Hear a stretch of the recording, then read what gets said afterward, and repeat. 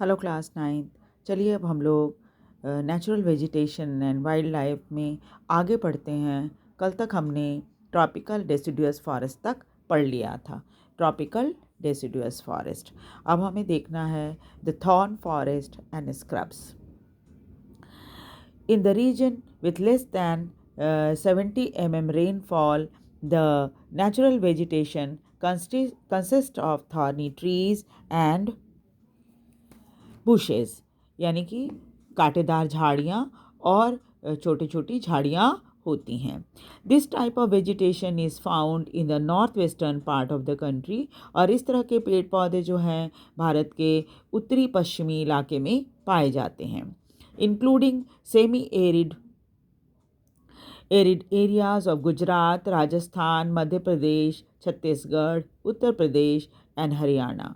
और ये होती हैं, ये झाड़ियाँ जो होती हैं वो ज़्यादातर गुजरात, राजस्थान, मध्य प्रदेश, छत्तीसगढ़, उत्तर प्रदेश और हरियाणा में पाई जाती हैं।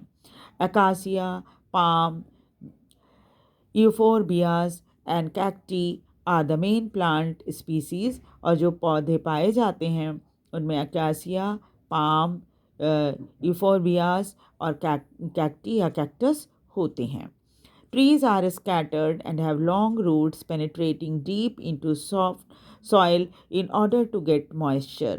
और ज़्यादातर पेड़ जो होते हैं वो उनकी जड़ें बहुत लंबी होती हैं, ज़मीन के अंदर चली जाती हैं ताकि ज़मीन के अंदर से जितना मॉइस्चर वो ले सकें लें।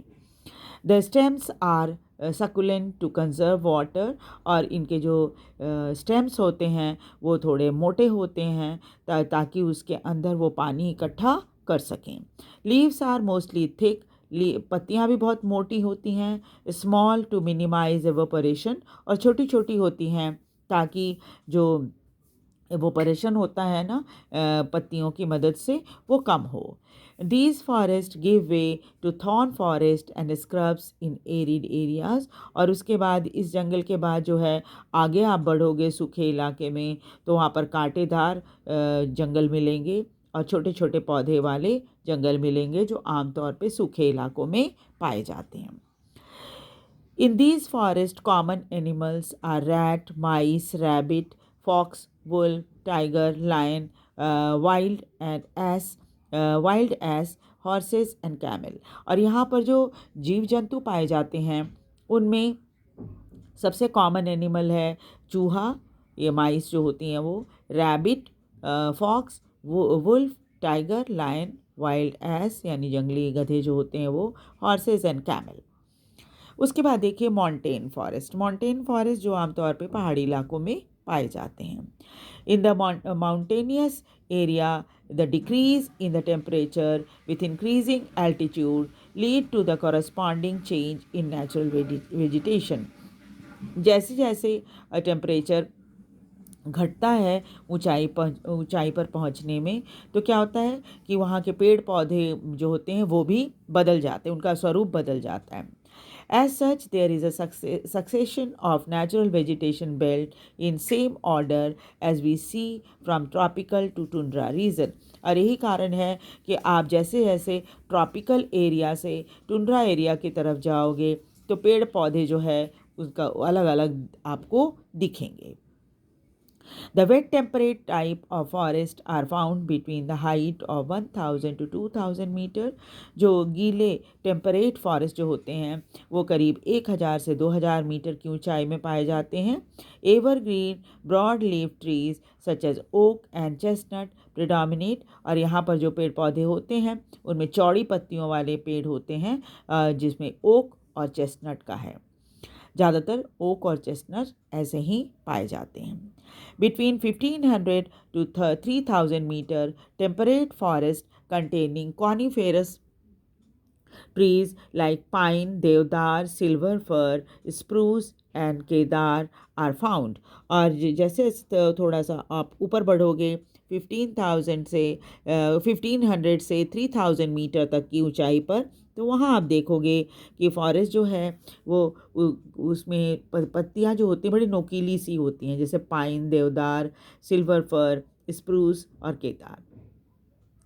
These forests cover mostly the southern slope of Himalaya, और हिमालय के जो दक्षिणी इलाके हैं वहाँ पर जो स्लोप्स हैं वहाँ पर ये ज़्यादा पाए जाते हैं। Place having high altitude in southern and north eastern India, ये वो जगह हैं जहाँ की ऊंचाई बहुत ज़्यादा होती है, ख़ासतौर पे सदर्न और नॉर्थ ईस्टर्न इंडिया में। At higher elevation temperate grassland are common, और थोड़ी ऊंचाई पे जाओगे तो टेम्परेट ग्रास लैंड यानी घास के मैदान मिलेंगे। At high altitude, generally more than 3,600 meter above the sea level, temperate forest and grassland gave way to the alpine vegetation. और 3,600 मीटर से ऊंचा जाने पर फिर क्या होता है कि जो टेम्परेट फॉरेस्ट और ग्रासलैंड जो होती हैं वो ख़त्म हो जाती हैं और अल्पाइन वेजिटेशन शुरू हो जाता है। इसमें सिल्वर फर, जूनिपर्स, पाइन और बर्चेस इस तरह के पेड़ पाए जाते हैं इन फॉरेस्ट में। However they get progressively stunted as they approach the snow line, लेकिन फिर क्या होता है ये पेड़ पौधे धीरे धीरे कर ख़त्म होने लग जाते हैं जब आप और ऊंचाई पर जाओगे जहाँ पर बर्फ़ जमी रहती है हर समय। Ultimately through shrubs and scrub, यहाँ जाने पर थोड़े छोटे पेड़ पौधे हो जाते हैं जिनको श्रब्स और स्क्रब्स कहा जाता है।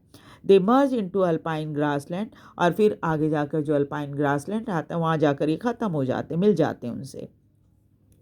These are used extensively for grazing by nomad tribes like Gujars and the Bakarwals.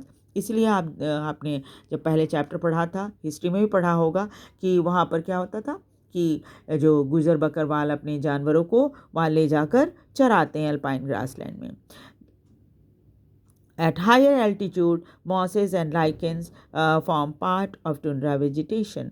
और जब और ऊंचाई पर आप जाओगे तो वहाँ पर मॉस और लाइकेंस जो होते हैं वो पाए जाते हैं। बहुत छोटे छोटे ये होते हैं पौधे या घास कहिए आप, वो होते हैं टुंड्रा रीजन में।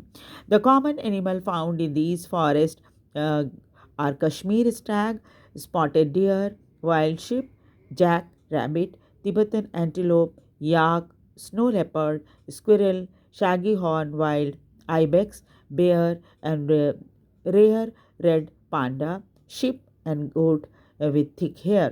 और यहाँ पर जो जानवर पाए जाते हैं सब छोटे होते हैं बिल्कुल, जैसे deer, wild sheep, jack rabbit और तिब्बतन एंटीलोप, याक ही थोड़ा सा बड़ा होता है, बाकी सब तो छोटे छोटे हैं।